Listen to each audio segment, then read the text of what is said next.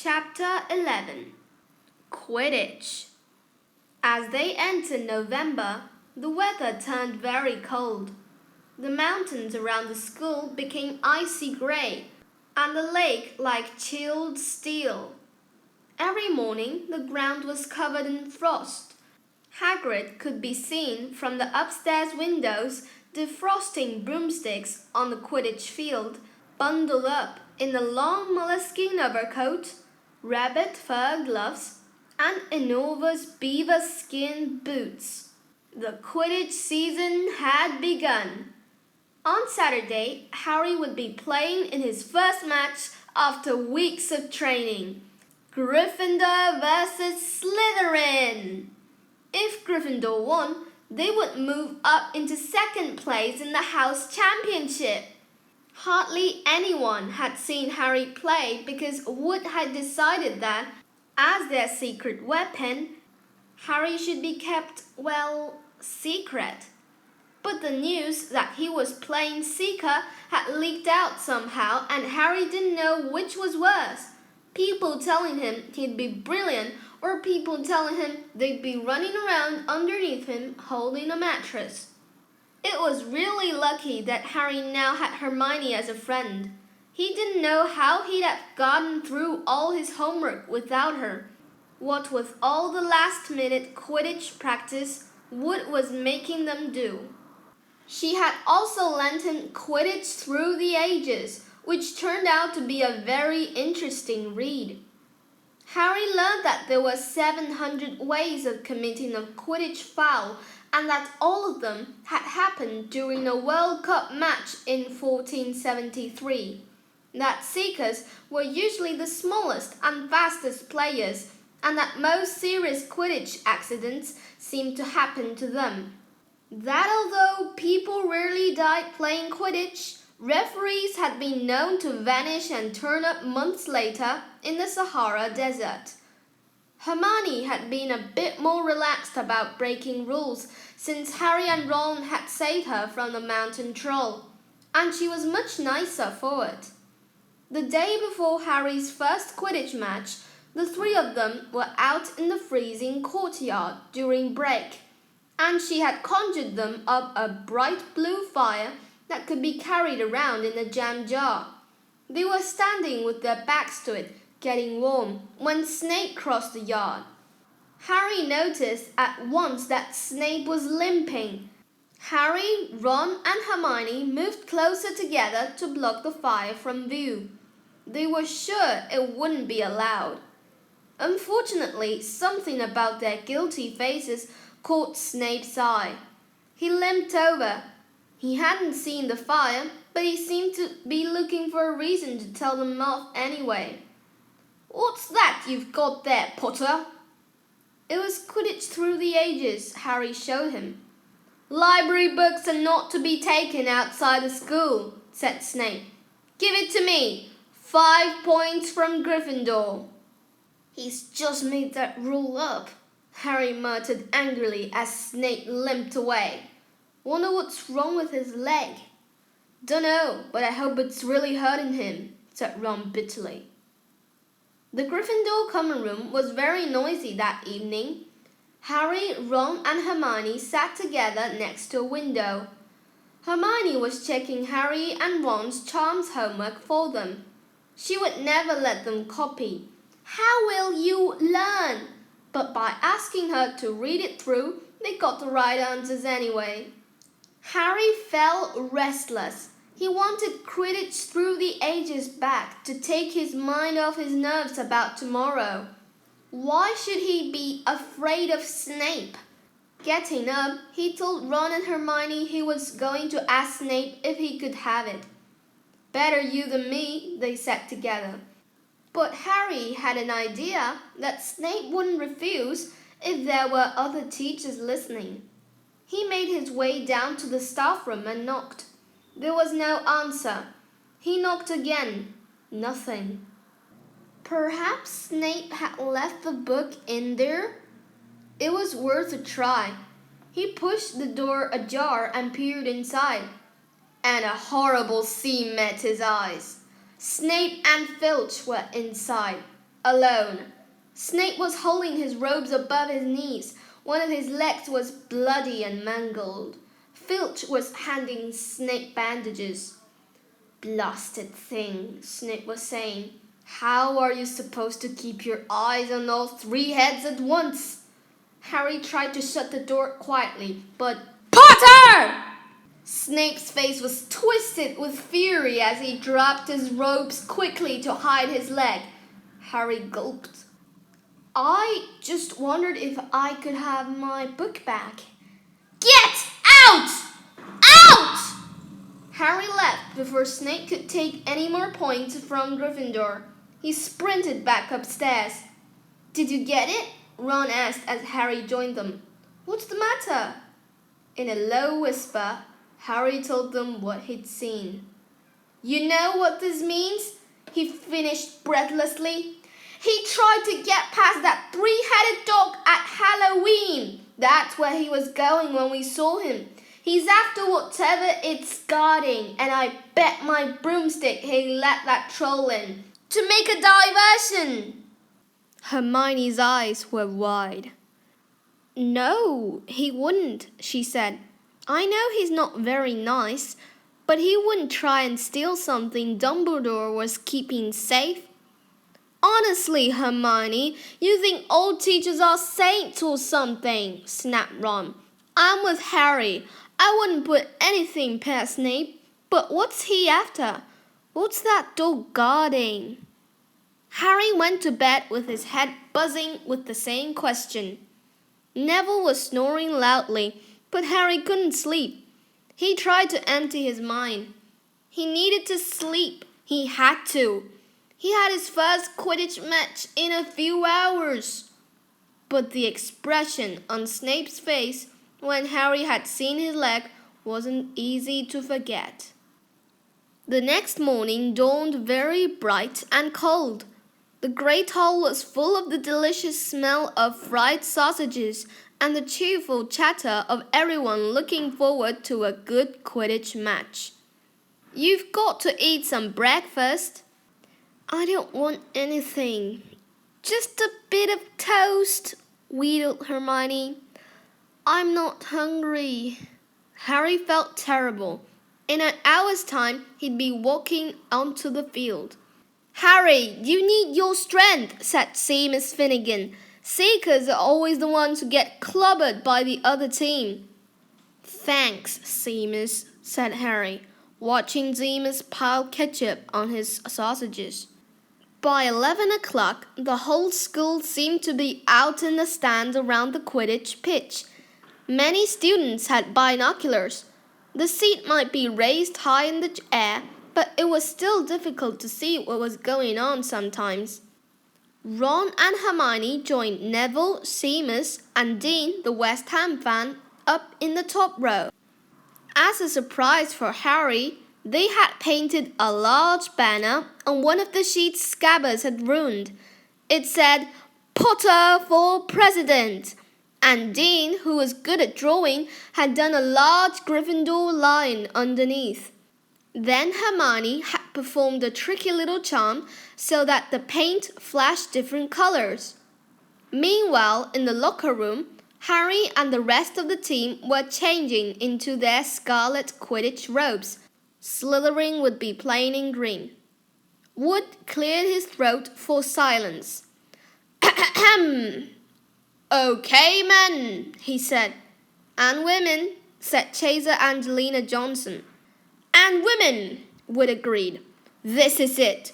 The big one," said Fred Weasley. "The one we've all been waiting for," said George. "We know Oliver's speech by heart," Fred told Harry. "We were on the team last year." "Shut up, you two," said Wood. "This is the best team Gryffindor's had in years. We're going to win. I know it." He glared at them all as if to say, "Or else." "Right, it's time. Good luck, all of you." Harry followed Fred and George out of the locker room and, hoping his knees weren't going to give away, walked onto the field to loud cheers. Madam Hooch was refereeing.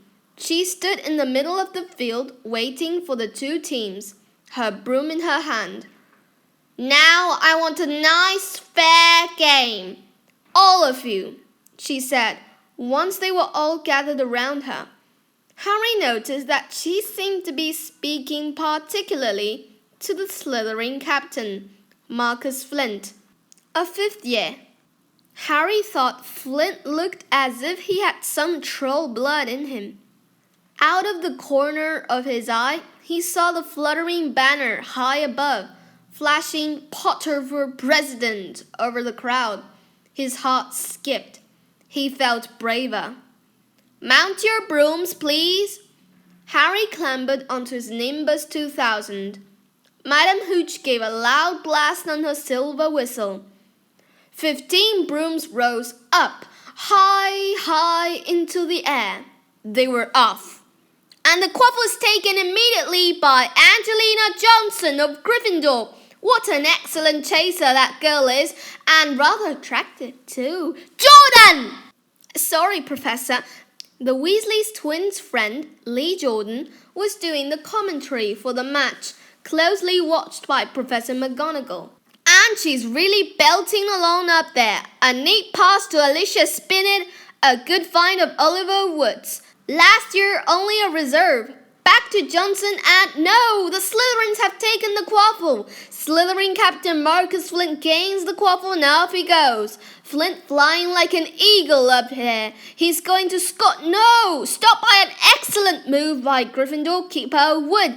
And the Gryffindors take the quaffle. That's Chaser Katie Bell of Gryffindor there. Nice dive around Flint off up the field and ouch! That must have hurt. Hit in the back of the head by a bludger. Quaffle taken by Slytherin. That's Adrian Pusey speeding up towards the goalpost. But he's blocked by a second bludger sent his way by Fred or George Weasley. Can't tell which. Nice play by the Gryffindor beater anyway. And Johnson back in possession of the quaffle, a clear field ahead, and off she goes. She's really flying. Dodges a speeding bludger. The goalposts are ahead. Come on now, Angelina. Keeper Bletchley dives. Misses. Gryffindor score! Gryffindor's cheers filled the cold air with howls and moans from the Slytherins.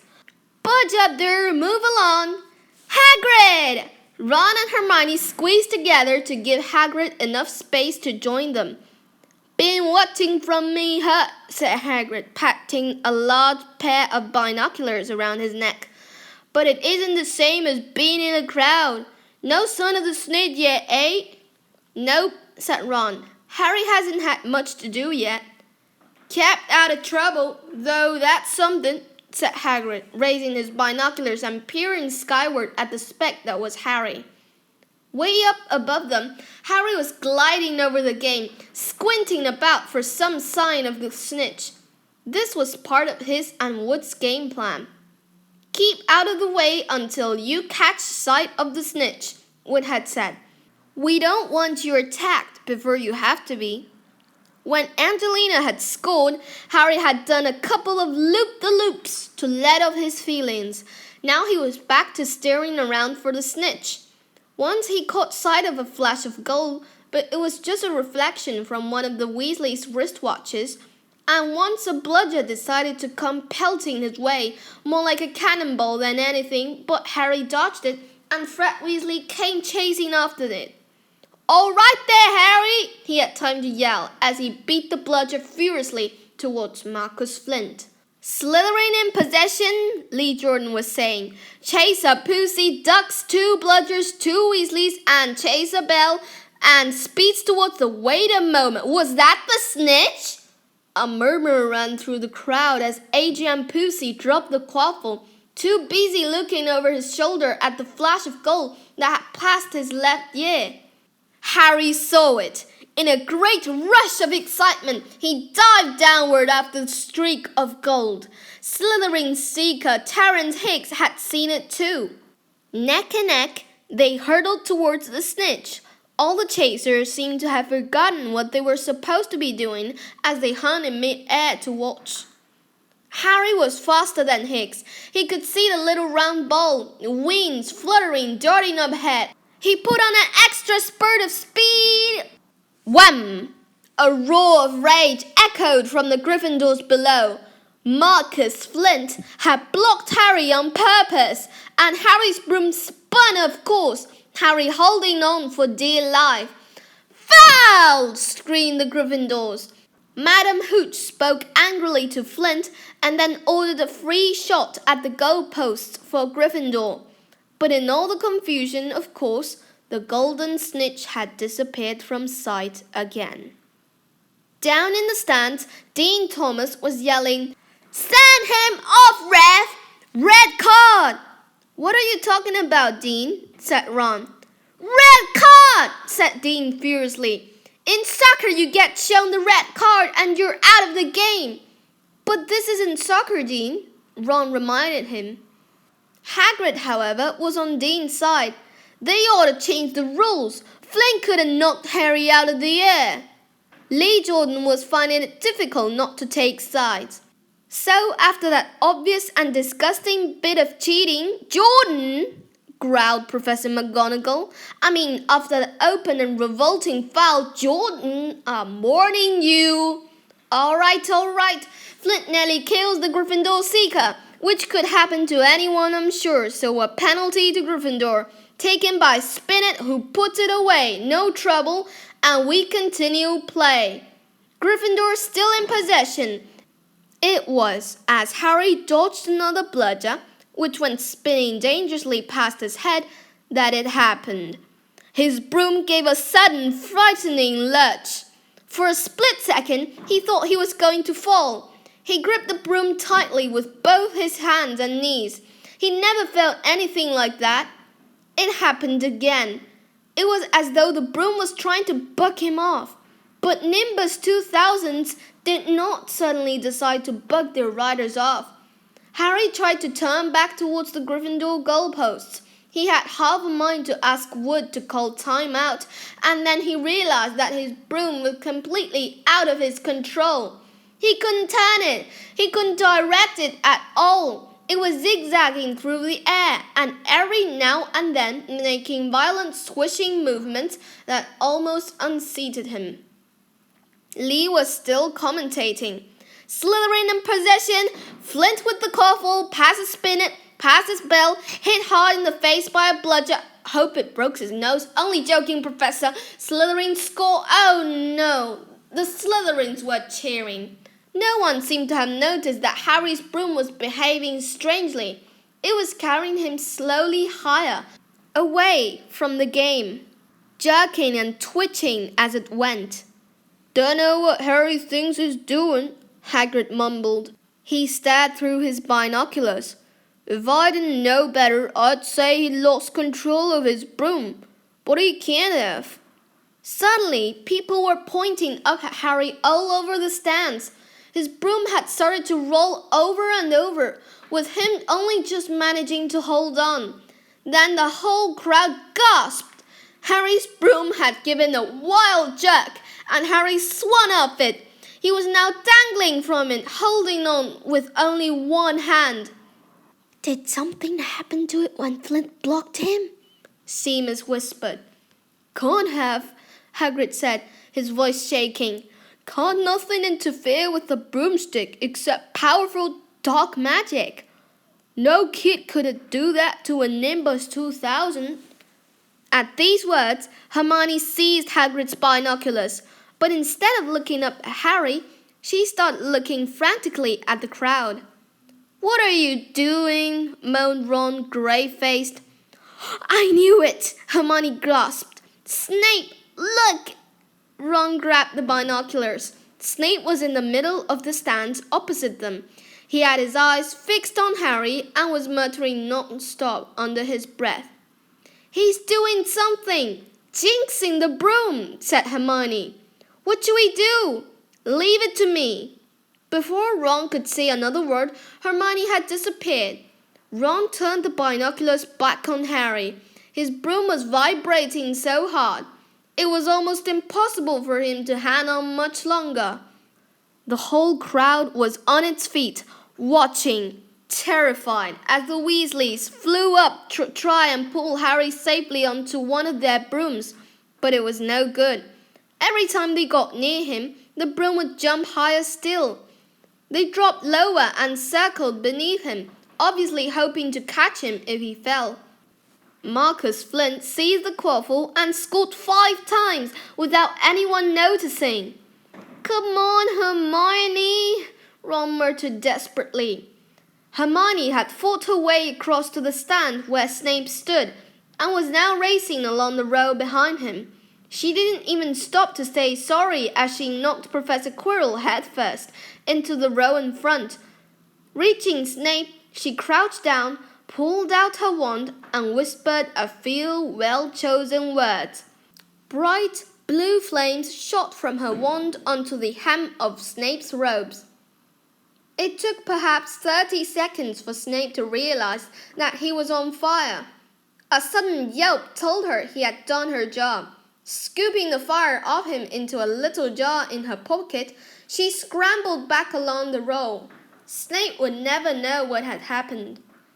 It was enough. Up in the air, Harry was suddenly able to clamber back onto his broom. "Neville, you can look!" Ron said. Neville had been sobbing into Hagrid's jacket for the last 5 minutes. Harry was speeding towards the ground when the crowd saw him clap his hands to his mouth as though he was about to be sick. He hit the ground on all fours, coughed, and something gold fell into his hand. "I've got the snitch!" he shouted, waving it above his head, and the game ended in complete confusion. He didn't catch it. He nearly swallowed it. Flint was still howling 20 minutes later, but it made no difference. Harry hadn't broken any rules, and Lee Jordan was still happily shouting the results.